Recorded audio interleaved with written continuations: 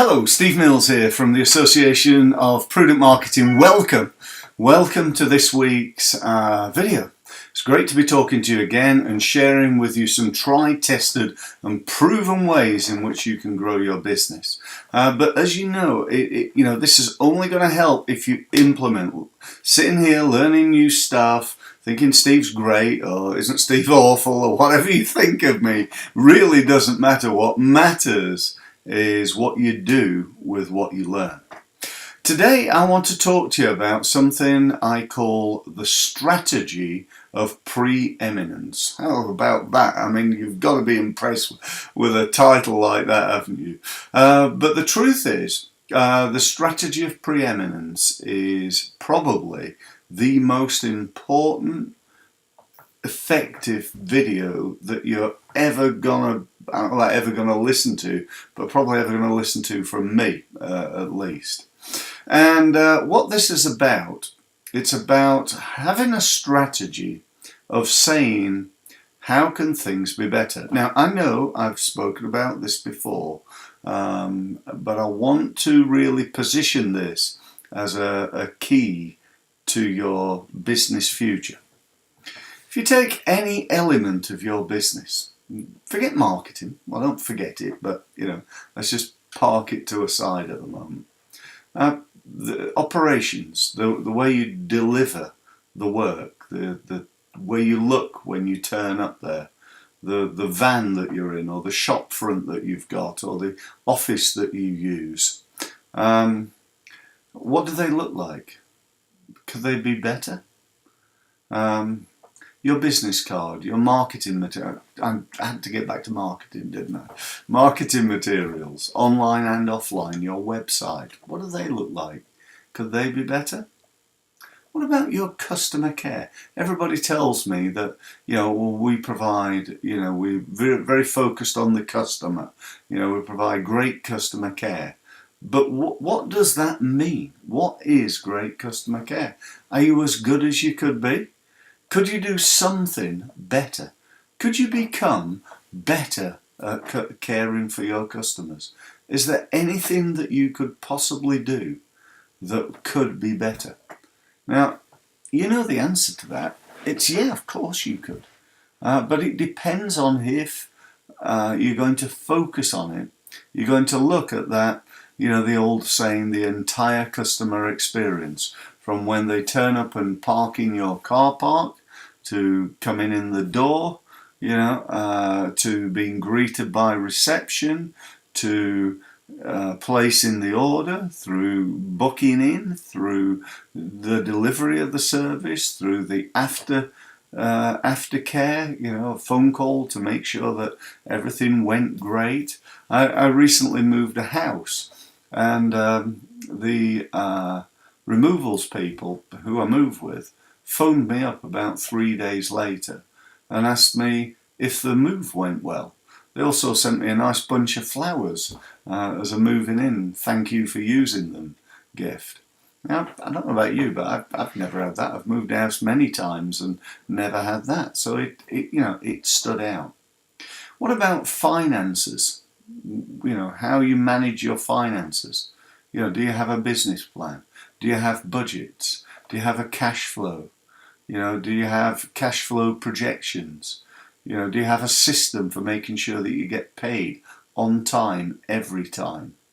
Do you know and understand how to read financial accounts? What I'm trying to get to you is wherever you are on a scale of 1 to 10 with everything I've said so far, the truth is that you need to become better. You need to be better at it.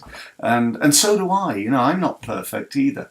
And so, think about every element of your business: marketing, sales, customer service, operations, finance, and whatever, management, the way you manage people. If you've got a team of people that you manage, leadership, planning, all those different parts of your business you've got to start and think about how you can do them better. Because one thing I can tell you is if you're spending your life, your business, working every day, doing it, shipping it, selling it, doing the work, and so on and so forth. All you're going to ever build in your business is a job. And if you're like many businesses, it's the worst job in the world because it's a 12-hour, 14-hour, sometimes 16-hour a day job. And you don't want that, I don't think. So, think about how you can instead work on the business, work on building this effective business. There's a fantastic book out there. I can't remember whether I've mentioned it already or not, so I'll mention it again. It's a book called The E-Myth. Have I got it? Let me just have a look. No, it's not here actually at the moment. It's probably at my home. So, go and buy The E-Myth. It's by a guy called Michael Gerber. It'll cost you less than, I don't know, £10 on Amazon. And it really will be the best decision I think you've probably made for quite some time. So the message in this video then is really about, again, it's raising your game.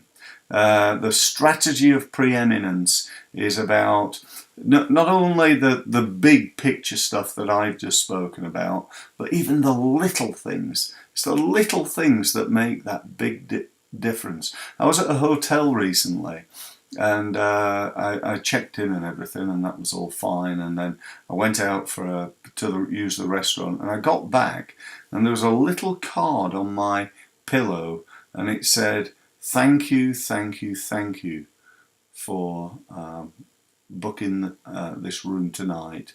If there's anything we can do for you, just ask."